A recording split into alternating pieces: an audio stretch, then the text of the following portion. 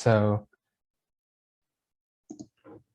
hello everybody, my name is Jacqueline. Welcome back to Students for Political Engagement. My name is Jacqueline, and I'm joined here today with Matthew and Rishi. Today we have an interview with former Deputy Mayor and Regional and Local Councillor, Carmine Perrelli. Welcome, Mr. Perrelli. Thank you. Nice to meet you all. Without further ado, let us move on to the questions. In all of your years living and working in Richmond Hill, what do you think sets Richmond Hill apart from all other cities in the GTA? Well, I think the most unique character, my family moved to Richmond Hill when my dad and I was 17 years old. We built a house on Garden Avenue, number 20 Garden Avenue in 1978, right? And at the time, most of the things up here were all farmland. I think what really sets Richmond Hill apart from anywhere else in the world really is that we're on the longest street in the world, Yonge Street. We have a subway coming up to Highway 7. We have the 404, we have the 407, and we have the GO train. We have 2 different bus routes. We have all kinds of great opportunities, but we are, if I was to use like a hockey rink, we would be center ice. We're at the center of the rink, right? Surrounded by everywhere else. So we have a wonderful opportunity to do good things. Yeah, that's actually really interesting because when my parents first bought this house, it was surrounded by farmland, and they picked it because it was a really central location compared to a lot of other places. So, you know, you're not the only one that has that thing. I think it's a common thing in Richmond Hill, which is pretty cool. So I guess in addition to your campaign statements regarding fiscal responsibility, if we want to get into more, I guess, policy-oriented questions, snow window removal and bin exchanges, you've also strongly expressed your desire to stop bad urban development and bolster the Richmond Hill Parkland Acquisition Fund. Yes. What specific budgetary policies will you implement to help you reach these goals? So, which one do you want to talk about first? Do you want to talk about Parkland acquisition, for example? Sure, yeah. Okay. So, look, you guys are all young. There's no doubt that Richmond Hill being center ice, that we're going to intensify along Yonge Street. Because we really have 2 choices. Are we going to bring more people to York Region and Richmond Hill? Are we going to let them develop in established neighborhoods like Bayview Hill or Richvale and those kind of communities? No. What we're going to do is we're going to intensify along Yonge Street, where the the transit infrastructure is. In order to do that, we're not going to use valuable Yonge Street land to build a park, right? Most of these are infill projects where these high rises are going to be put. So one of the things that I advocated in 2012 was when the University of Toronto sold the David Dunlap Observatory, I had a deal with the then owner who passed away, Alfredo de Gasperis, to buy the entire 200-acre parcel to make it a park, a central park, like Central Park in Manhattan. Unfortunately, the will of council was not there. And today, if you drive by there on Bayview, what you will see is, to me, cookie cutter development. Now, I think it was a real waste for our future generations, because now we can never turn that land into a park again. So now we have a very similar opportunity for Richmond Hill. We have a parcel of land at the northern gateway to Richmond Hill at Yonge and Bloomington. And there's been a lot of controversy about good planning there. And the first plan they came up with, they wanted to put all of these high-rise buildings there. And clearly, that did not represent good planning. But I thought to myself, what would be better than putting a park there? We know we're going to get high-rise development along Yonge Street. We know these people are going to want to get outdoor activities and amenities. What better place than a nice, big, beautiful park connected to the trails, preserving nature and having an outdoor venue for all of them to go right on Yonge Street, by the way, right? And we have that opportunity today. And if we don't purchase this land, it will as well be gone forever. So if there's a will of council to buy that land, I'll make it happen. It'll happen. I just need 4 other votes. And I'll find a way to buy that property. We have, for example, right now,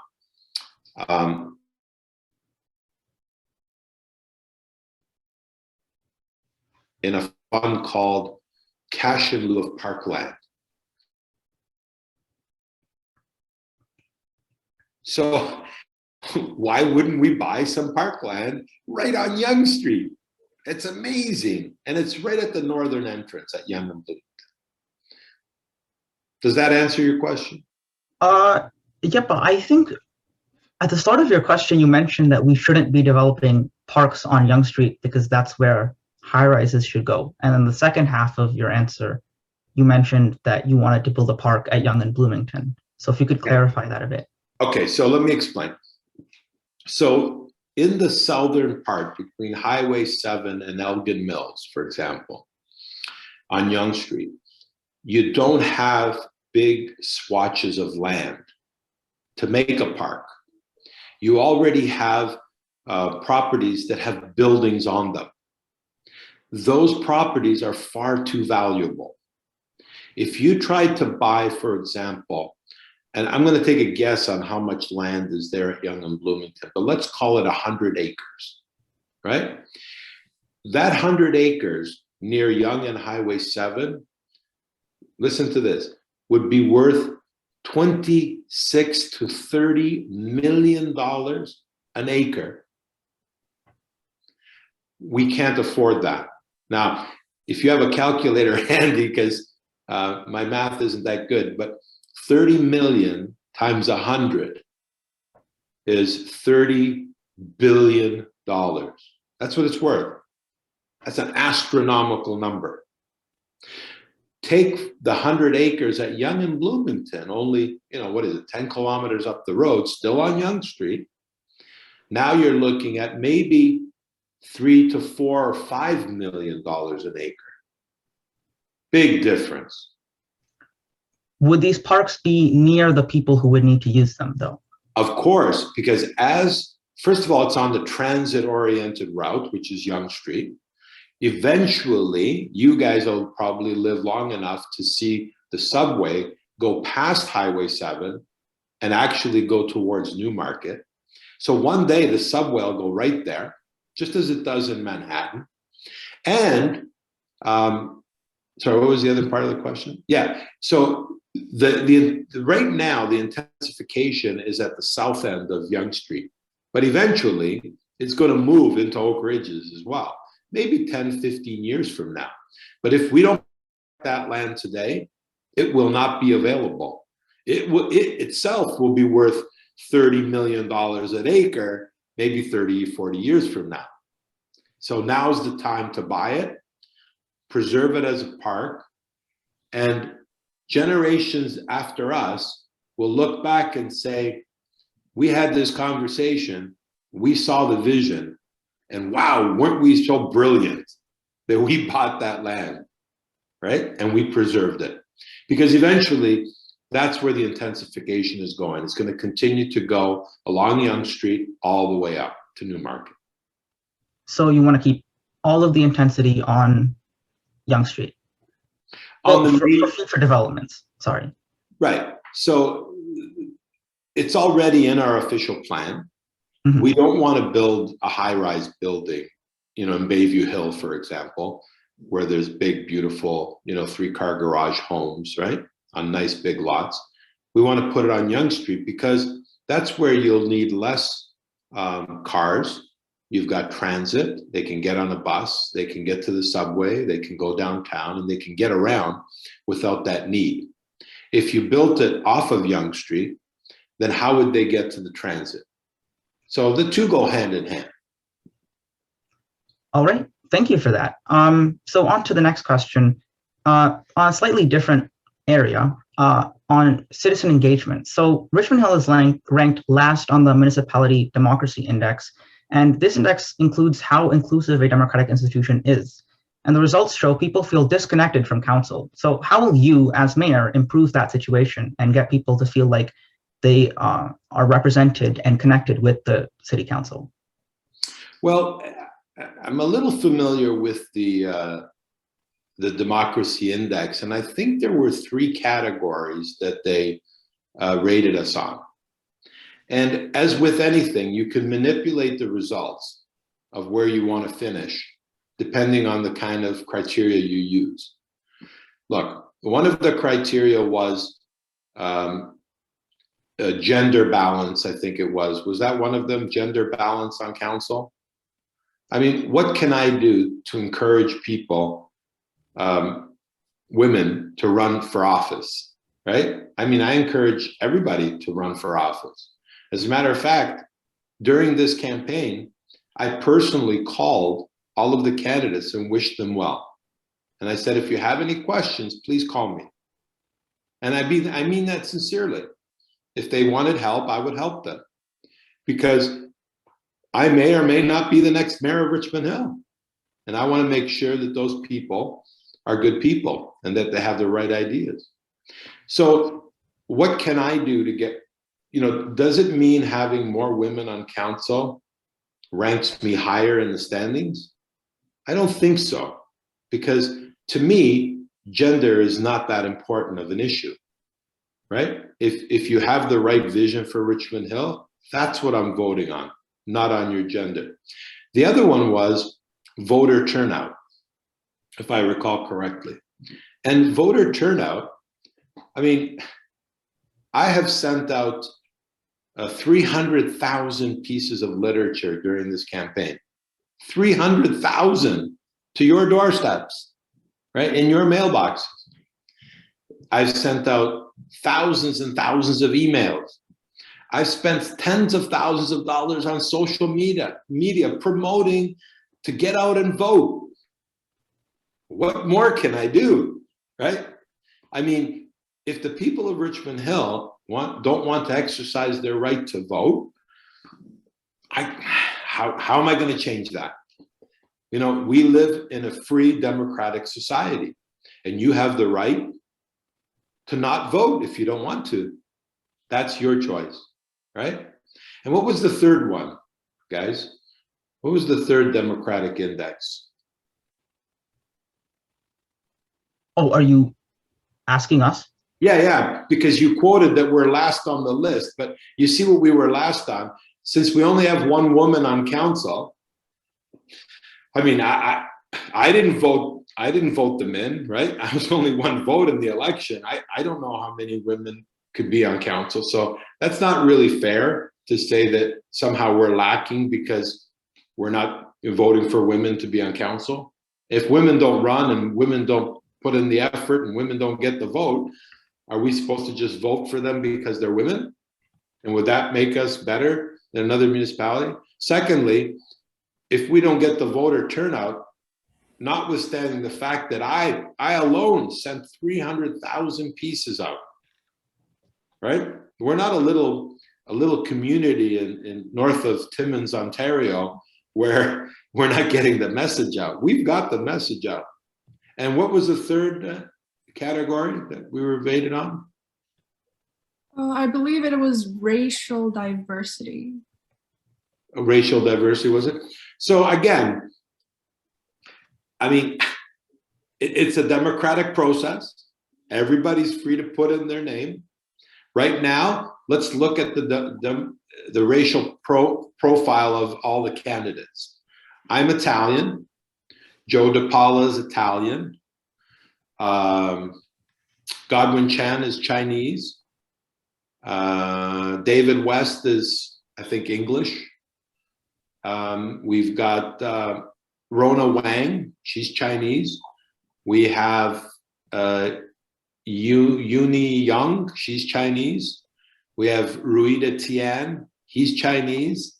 And we have Mike Zambakidis, who's Greek. Now, I mean, that's a pretty diverse crowd, right? I mean, the only one we're not missing of the biggest population in Richmond Hill, Chinese is the biggest population in Richmond Hill. Second is the Persian community, but we don't have any Persian people that are running. So the next mayor won't be Persian, that's for sure, right? So is it really our fault that they're not running? We're not discouraging people from running. It's $200 and you put your name in, right? I think maybe it's more whether you have any ideas on making an environment that makes people feel like they should run or be more engaged, I guess. So if you look on social media, and you guys, I say kids because you're younger than my kids. I say, the kids today, the youth, they know how to use social media, okay? And if you Google my name and you go on some of these platforms, you will hear a lot of terrible things said about me by different people, detractors, haters. It's not nice. And until we get rid of that kind of behavior in our society, I don't blame a lot of people for not wanting to be in public life. I have asked so many good people to put their names forward from all racial backgrounds. You know what most of them say? You couldn't pay me enough to do your job. Because no family, not my wife, not my children, not my sister and her family, and not my friends, want to read all of the lies that are posted about politicians, because people feel they could just make up lies about us in order to put me down and put somebody else up. If you look on the site called Nextdoor, right? I've been on there a few times. It's unbelievable the negative comments that are being made, the hateful comments. So do I really want people, good people, to be subjected to that? We need to change that culture. Look, I'm 60 years old, right? I've been self-employed most of my life. I'm really retired, from private life, semi-retired. And I've got broad shoulders, right? And I can take it. But my kids who are older than you, they don't want to hear people saying bad things about their dad, especially when they're not true. So when you ask me, how am I going to get people, to put their names forward? It's a tough question. Do I tell them, no, you've got to do it. You've got to sacrifice, and do it for the community. It's hard to get people to do that. And when you have a little bit, more experience in life, right? You're probably getting it now, because you have this political engagement organization and people are saying, I'm more left, you're more right. What are you doing? How are you doing it, right? And you can feel the tension.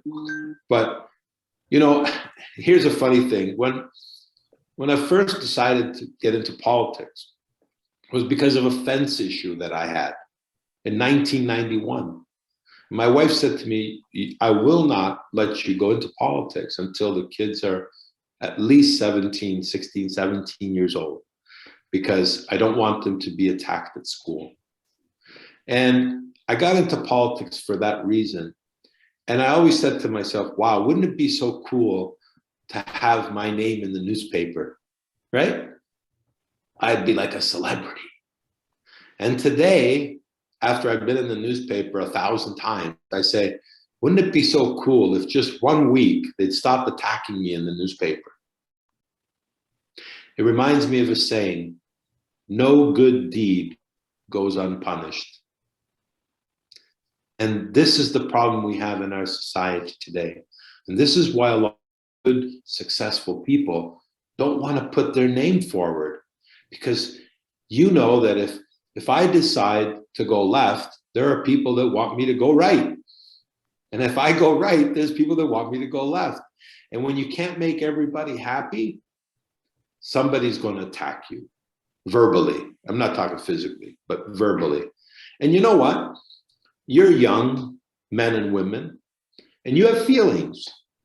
You know, when we get older, we still have feelings. It still hurts when somebody says something bad about you, when they call you a clown and a buffoon and, you know, this and that and everything else. It's not nice. Do I really want people to get into politics when this is the way they're treated? If my sons say to me, Dad, I want to follow in your footsteps, I will do what I can to discourage them, because I don't want them to go through what I'm going through. Now I'm here.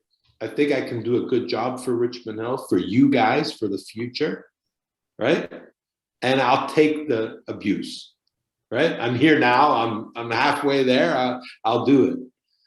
But it's a tough life. And you guys will learn that as you get older. Thank you. I think Matthew's going to take it on from here with a question that I think, we already a little bit touched on, but yeah. Yes. So, hello.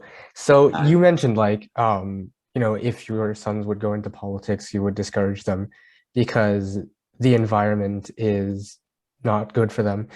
So do you think that students and young people, they benefit from greater engagement in municipal politics? And if so, do you have any advice to them? I do. So, lately I'm getting a lot of calls outside of my influence. And that is, how do I feel about lockdowns? How do I feel about vaccine passports? Well, I said to everybody that calls me, I said, what's really important and what really drives politicians, if we accept the fact that politicians want to stay in office, they want to keep their job. If we really believe that, then we know that they want to do what's best for the majority of people in their community. The only way to know that is for the community to get engaged. And the more people a politician hears from, the more they're likely to vote in that direction. So if you, the young generation, step up and say, we don't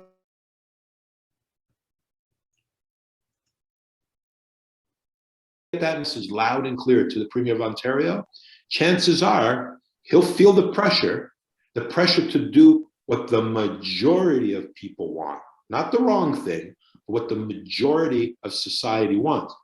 And a recent example of this is this.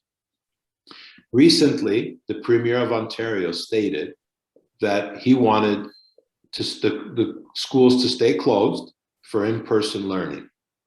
And yesterday, he announced that on the 17th, they're going to open. I say the reason for that is people like you who spoke up, send messages to the Premier through their different channels. And the Premier said, hold on a second, maybe we made the wrong decision. Maybe the people really want to do this.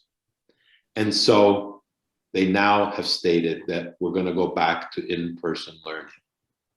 Because at the end of the day, my job as a political leader is to do that which the majority of the residents want. It's not my will. My job is to make sure I know what the people of Richmond Hill want. Now, that can't be all the people. It has to be the majority. That is the foundation of democracy. What do the majority want? That's why one of the things I'm known for is all the surveys that I do. Because I send them out to the people because I want to know what you think. Again, the haters come out and say, oh, he's just doing that together. mine and, you know, contacted later during the campaign. No, I do it because I really want to know, do you think we should have cannabis stores in Richmond Hill? That's a reasonable question. I want to know how my people think, right? Do you think we should allow high rise on Yonge Street? And how big should it be? I want to know what you think. Should we allow Airbnb in our established communities? You know, should we allow secondary and tertiary suites so people can live in garages, convert garages? That's not my opinion. I want to know what you think, right? You're part of the community. That's really the hardest part of the job, is trying to figure out what does the community want. And every community is different. Our community, you asked me at the beginning, what separates Richmond Hill, you know, from everywhere else? Well, there's a lot of things. We have 40% of our community is Chinese. That's unique. If you go to Sudbury or Windsor, you don't have those kind of statistics. 13% is Persian, right? I mean, there used to be a large Italian population here, but they've moved out, you know, they've gone to Woodbridge, right? So everything is on, you know, it's like the virus. It changes, and we have to make changes as well. We have to move with the times, right?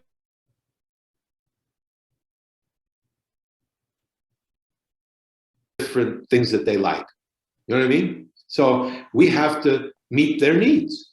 You know, when I was door knocking in the last election, I can't tell you, like 90% of the doors said, "You're not going to support marijuana stores, are you?" Well, they weren't really looking for my answer. They were telling me, we don't want them. Wrong or right, that's the will of the majority of the people of Richmond Hill. Now, in Aurora, they've got pot stores on every corner. And now I'm starting to hear complaints from people who live in Aurora. This is terrible. People hanging out, the smell.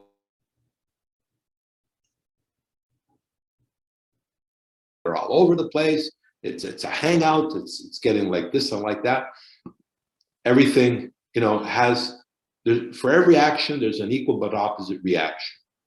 And we have to be prepared to deal with things like that. I forgot your question now. I'm Italian. See, I talk too much.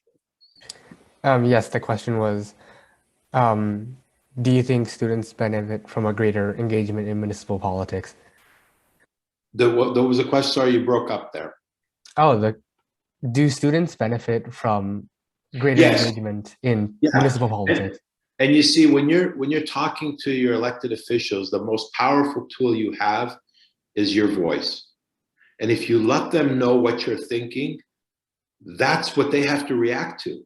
Because if they want to be reelected, they've got to serve the will of the majority, because the majority elects them. So get your voice out there. If you stay quiet, doesn't matter who it is, me or anybody else. We react as politicians to the majority of the people. That's our job. So if you stay quiet, then whatever the majority of speakers speak up, it's like this election. We'll probably, do you have a prediction? I want to ask you individually, okay? The last election we had, was it 30,000 people voted? How many you think will vote in this election? Go ahead, Matthew, you go first. I think because of the pandemic, probably there'll be lower turnout than. Now, this is the first election that we're doing for a council member or mayor that has online voting. Oh, yes. I forgot about that. So we talk about it all the time, and we all have different predictions, but we really don't know what's going to happen. Will we?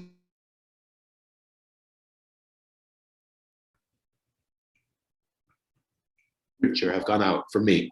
Every household has received 3.5 times a piece of literature. They've received phone calls. If they don't get engaged, it's not because they don't know. Everybody knows there's an election. Did you see my signs? Yes. On the street? Is there anywhere you can go where I don't have a sign? Aurora. Exactly. You've got to leave Richmond Hill, right, to not see one of my signs. So we don't know. Are we going to get more engagement? I sure hope so, because I really believe that those people that are educated and educate themselves on the things that I've done and the promises that I've kept, because I have a track record and I've kept all my promises. I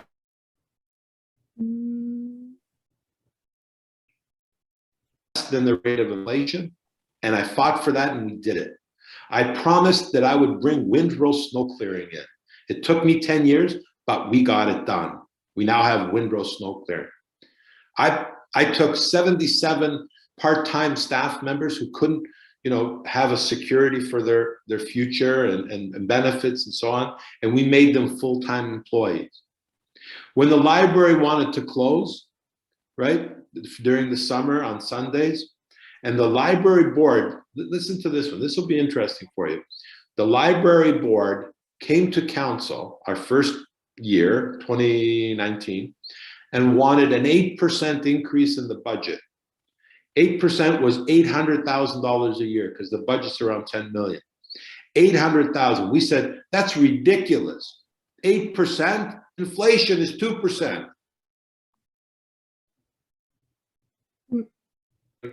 Within the inflationary pressures. So we took over the board, and the new chairman, Councillor Greg Barrows, came to council, and you know how much he asked for? Do you remember? Anybody know? He asked for a minus 8%. Minus. We saved $1 million a year on the budget by moving the accounting function from the library to the city, where they could absorb it without any extra cost. $1 million a year. These are the types of things that are important. The library is providing the same, if not more, services with $1 million less a year. And if we hadn't got involved, when they said they were going to close on Sunday, the unions are very powerful, right? I stood in that lineup. They were handing out propaganda. And I stood there and I said, you're not closing the library on Sundays. There's no way the library is going to close. I will not let it happen. And you know what? They didn't close. I'm not the type of person that you can bully. And I don't care who you are or what you're doing.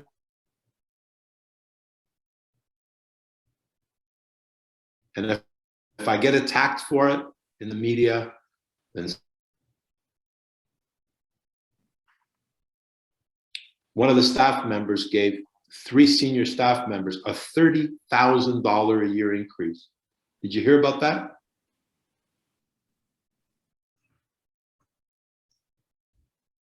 Some people barely more than that year in their salary, right? It was unconscionable during a pandemic to take someone who makes $230,000 and give them a $30,000 a year increase while other people are losing their jobs and frontline people are losing their jobs. I fought. And you know what? I got attacked for it. And they found me guilty of the code of conduct because I was a little misleading on how I asked the survey question of the people of Richmond Hill. How silly that was. Because I asked the people of Richmond Hill, do you think it's okay? Do you want me to give $30,000 a year increases to people making $230,000 a year? I asked the question, but I didn't ask it the right way, according to the integrity commissioner. He says, you weren't misleading later, but if people only read the title, the question, they could be misled. Really? I challenge you to make a statement right now, and I can prove it's misleading. Go ahead. Rishi, make a statement. Any statement. I like pineapple on pizza. Oh, come on. The truth of the matter is you probably love pineapple on pizza. You're a little bit misleading there. Don't you love pineapple on pizza? Be honest. You love it, don't you? Yeah, I guess. And there, I just proved that you were misleading. Now, come on, that was, if you,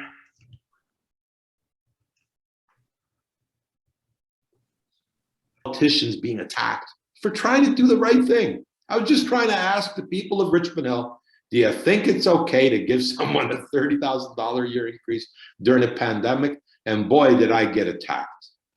I guess when you talk about doing the right thing, I guess that brings us to our last question, which is, yes. I guess, Matthew, you can ask it. Yeah, so our last question is, of course, you mentioned your accomplishments and promises. So our last question is,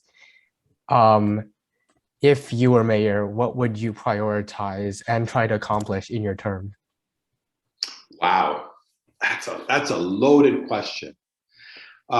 There's so many things that are important, but let me start with the first one that came to my mind. This pandemic has showed us that one of the most important things is the ability for our youth, our kids, to have recreational time. And over the last 10 years, 12 years that I've been involved in politics, in and out, I've realized that there's a demand for more hockey arenas. There's a demand for more soccer fields. Right now, there's a demand for the older generations for a sport called pickleball. Have you heard that? Yeah. So I believe supply and demand. If we had, right, then we wouldn't have this crisis of having to lock down people, because the hospital would be prepared to deal with all of the people that come to the hospital. But we don't have enough, right? Because the hospitals are overwhelmed. And so I've noticed that a lot of our kids have been going to Aurora, Newmarket, East Gwillimbury, Vaughan, to have to go play soccer and hockey and all of these other things. And so I think it's important fields and we have the right amount of infrastructure for them, that they don't, your parents don't have to drive you to Mississauga to play a soccer game or to practice because there's nothing. That's the top priority, right? That affects people. Another priority to make sure that the development of Richmond Hill goes smoothly, because every time there's a delay in getting an application processed, it costs the developer more money. If it costs the developer more money, then it costs the purchaser, you guys, when you go to buy something, it's going to cost you more money. So we need to streamline that. And it's difficult because in government, who are they really accountable to, right? In the private sector, if you're going to have a business and you don't perform, there's somebody you're competing with. But in government, who's Richmond Hill, City Richmond Hill offices competing with? There is nobody. If you want to build in Richmond Hill, you've got to deal with the city of Richmond Hill. There is no competition. So sometimes they get a little bit laid back and they're not working as hard as they should be. And we need to put the proper resources in place to do things like that. Just like the green and blue bin exchange program that I did. There was a need. The city of Richmond Hill was closed because of the pandemic. You couldn't exchange your bin. There was a fee implemented. I had an event and I thought I was going to get 200 or 300 people who wanted to exchange their bin. And in fact, it was almost 6,000 people.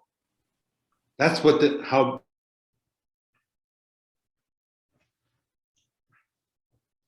Of course, they attacked me for that as well. But that's okay. We move on.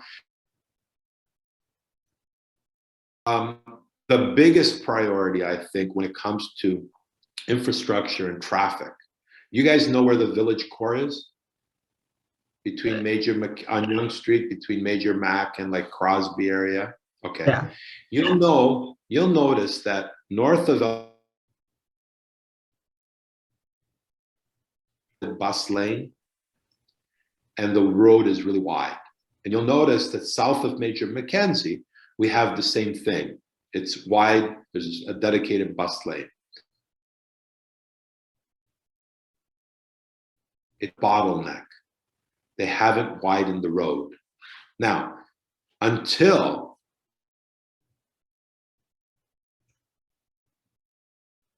Mr. Perrelli, my plan.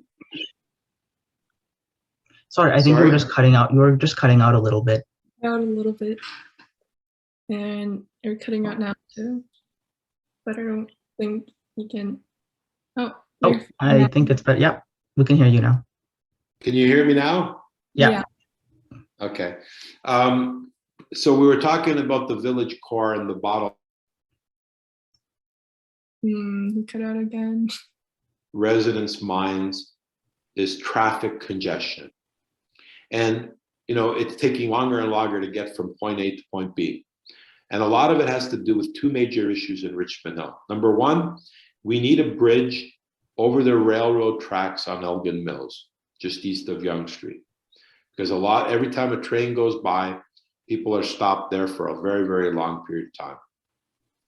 And if there's an emergency, you can't get from the east side to the west side to get to the hospital on Elgin Mills, and you have to detour. That's unacceptable.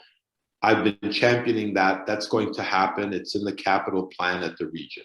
So that's on track. But the downtown core, that's really critical. Right now, because there's only been really one big development on Yonge Street in our village core, and that's a building called the Renaissance, built by Tridel. It's an 8-story building right next to the Pizza Plaza. And we can't move that building. But if we plan for the downtown and allow people to develop that land properly, we can ask for enough land from them so that we can widen the road to match. Now, you'll have to have a little curve in it, right, to go around the Tridel building, the Renaissance, but we can do it. And so we need to do 4 things there. The short-term goal for that is get the parking off of Yonge Street. No parking on Yonge Street, because it's already a bottleneck, and now you take a lane out, and it's even worse. Number 1.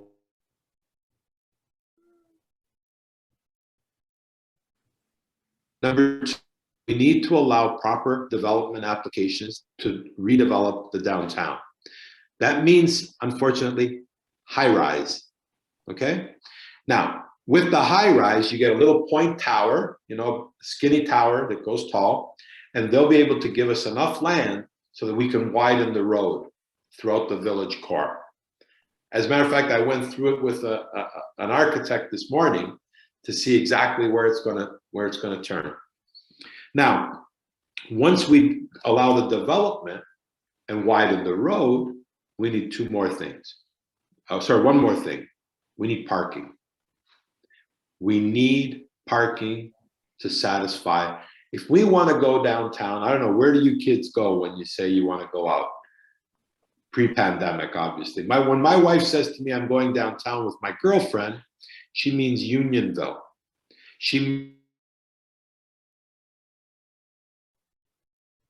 It's Manila. Why? Because there's nowhere to park and there's nothing to do, because we have of office buildings in our downtown. We widen the road, take the parking off of Yonge Street, and put in a nice parking facility.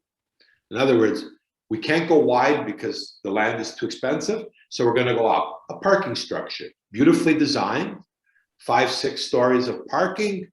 Now people like yourself, you can drive down, you can take a subway, have a reason to go. Now you have a beautiful downtown Richmond. But you need to do all of those steps. All right. So thank you. there's 3 priorities. there's a lot more. Yeah. There's a lot of things that we need to do. Thank you. Thank you so much for coming and talking with us. And I hope that this... Beside me.